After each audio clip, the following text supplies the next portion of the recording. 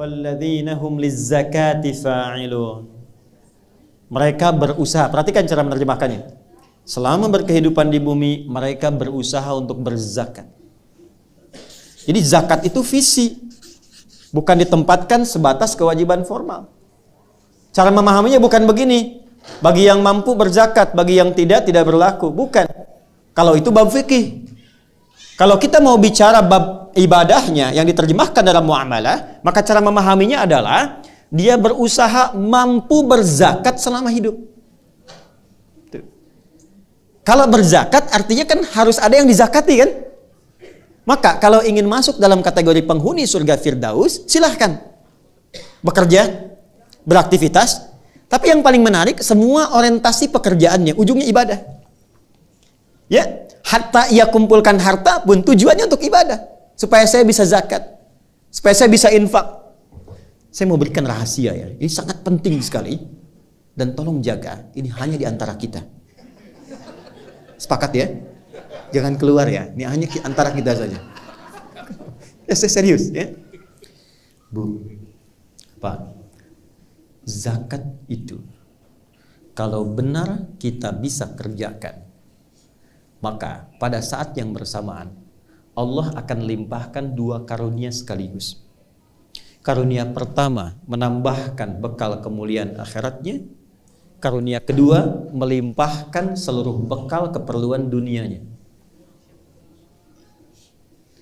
Saya tanya begini, paling gampangnya begini. Zakat itu berapa persen sih? 2,5% itu minimal. Standar, itu kan bahasa yang paling kita senangi kan? Itu bahasa orang fikih sekarang, 2,5%. Ya. Sekarang saya berdoa misal, ya Allah, saya ingin menjadi penghuni surga Firdaus. Mulaikan dengan doa. Saya sudah berusaha menunaikan sholat dengan khusyuk. Saya berusaha menyingkap segala hal yang tidak penting dalam kehidupan. Sekarang ya Allah, saya ingin berusaha sebelum meninggal saya bisa zakat. Saya nggak minta banyak, ya Allah, saya pengen bagi di Indonesia ini minimal yang bisa merasakan dari zakat saya. Saya minta 25 juta aja ya Allah supaya bisa zakat. 25 juta itu kita minta zakat, tapi ketika Allah kasihnya 1 miliar Pak, Bu. Kan zakat itu minimal berapa? 25%, itu 25 juta itu dari berapa? 1 miliar. Kenapa? Iya kan? Anda baru zakat 25 juta kalau Anda punya 1 miliar. Jadi yang dituntut dari zakat itu cuma 2,5%-nya. Tapi ketika Anda keluarkan itu, Allah limpahkan lebih daripada itu. 97,5%-nya diberikan untuk mendampingi kehidupan kita di muka bumi ini. Makanya dulu para sahabat, maaf ya Pak Ibu, calon penghuni surga Firdaus itu mereka berlomba-lomba mendapatkan harta untuk memenuhi ini. Zakat, infak, sedekah dan sebagainya. Ibu kenal Abdurrahman bin Auf? Ayo bilang kenal.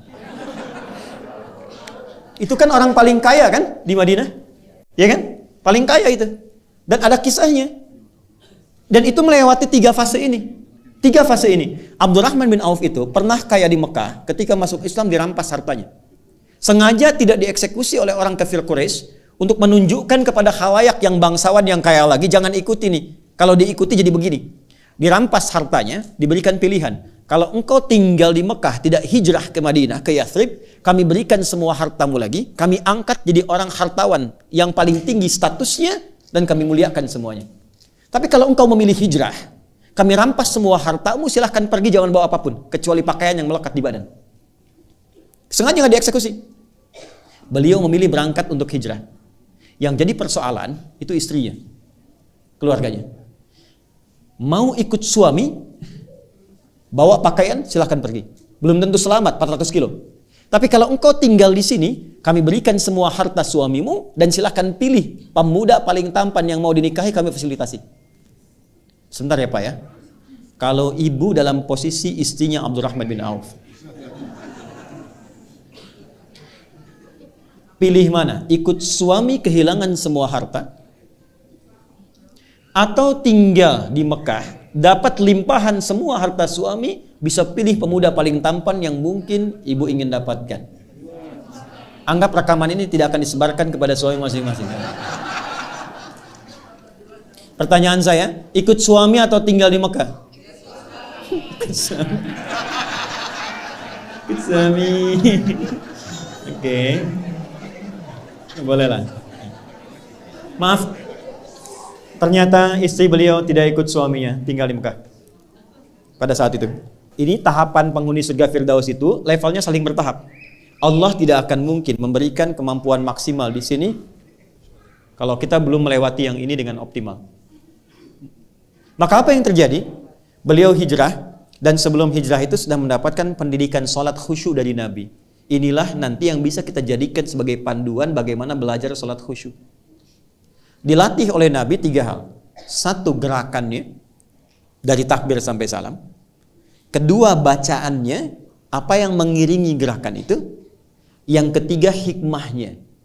Karena semua gerakan dan bacaan sholat itu ada maknanya. Kenapa berdiri tidak terlampau rapat, tidak terlampau lebar? Kenapa kemudian mengangkat tangan sampai di sini? Ya, itu ada maknanya. Kenapa disimpan di sini? Kenapa rukunya lurus jajar? Itu semua ada artinya. Secara singkat diajarkan oleh Nabi, hijrahlah beliau kemudian ke Yathrib yang kelak jadi Al-Madinah Al-Munawwarah. Maka sampai sana kemuliaan masyarakat Madinah yang sampai sekarang diabadikan di Quran surah 59 ayat 9 sampai 10. Wa yu'thiruna 'ala anfusihim walau kana bihim khassasah. Karena itu disebut Ansar. Ansar itu menolong tanpa pamrih dan sesuai kebutuhan yang ditolong. Jadi kalau ada orang kehausan, yang datang menyambut yang bawa minuman. Orang lapar, yang datang menyambut yang bawa makanan. Abdurrahman bin Auf pernah kaya, jatuh fakir. Yang menyambutnya orang paling kaya di Madinah. Pilihannya 2. Perhatikan baik-baik. Akhil karim, bahasa kita, saudaraku yang mulia. Sami'tu annaka kunta ghaniya. Saya dengar Anda pernah kaya sebelum ke sini. Kalau ingin kaya lagi, ambil setengah harta saya. Dan saya dengar Anda ditinggalkan istri Anda di Mekah. Pilih perempuan paling cantik di Madinah. Sekalipun bagian dari keluarga saya akan fasilitasi pernikahannya. Gantian ya Bu ya. Gantian. Kalau Bapak di situasi itu, suruh milih. Ambil setengah harta saya, pilih perempuan paling cantik, sekalipun itu bagian dari keluargaku, aku fasilitasi pernikahannya. Anda terima atau tidak ditolak sama sekali? Saya paham Bu pilihannya, karena itu percuma saya tawarkan ditolak.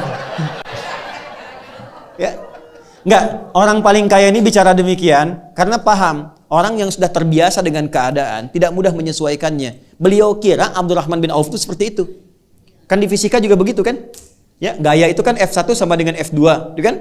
Kalau naik hartanya banyak, naiknya kan turunnya beda. Kalau sedikit naik angkot turun tawadu, sedekah, kan?